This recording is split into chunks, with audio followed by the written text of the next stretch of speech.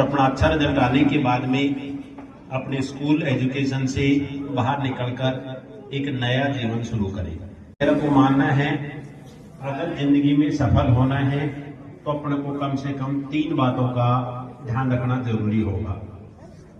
3 बातों में सबसे पहली बात क्या है वो बताने से पहले मैं एक छोटी सी बात आपके साथ शेयर करूंगा, फिर वो बात पे आऊंगा कि अपने को सक्सेस होने के लिए क्या करना पड़ेगा।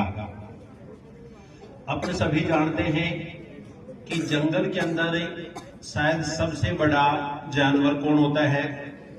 जंगल के अंदर सबसे बड़ा जानवर जहां तक मैं जानता हूं शायद कौन होता है? जिराफ होता है।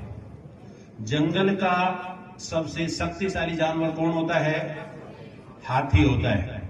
जंगल का सबसे तेज दौड़ने वाला जानवर कौन होता है? चीता होता है।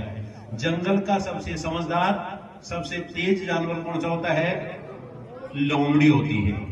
लेकिन आप शायद यह भूल गए कि जंगल का राजा शेर होता है। जंगल के अंदर कोई विशेष शेर के अंदर कोई सी विशेषता नहीं है। न सबसे तेज दौड़ता है, न सबसे शक्तिशाली है, न सबसे चतुर है, फिर भी जंगल का राजा शेर है। क्या उसका कारण कभी जाना? उसका कारण कभी जाना? उसका कारण क्या है? तो अब सुनो एक बार। ऐसी बात चल रही थी तो शेर को बुलाया गया और शेर से पूछा गया कि आपके अंदर इनमें से कोई सी भी योग्यता नहीं, न आप सबसे बड़े हो, न सबसे शक्तिशाली हो, न सबसे चतुर हो, फिर भी आप जंगल के राजा क्यों हो? शेर ने क्या जवाब दिया?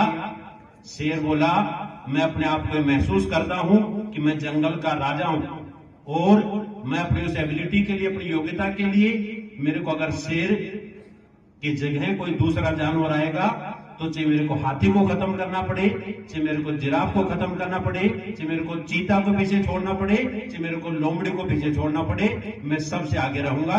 जिस दिन मेरी जरूरत पड़ेगी, जिस दिन मेरे पद पे कोई दावा बोलेगा, उस दिन मैं अपना सब कुछ न्यौछावर करके सबसे आगे रहूंगा।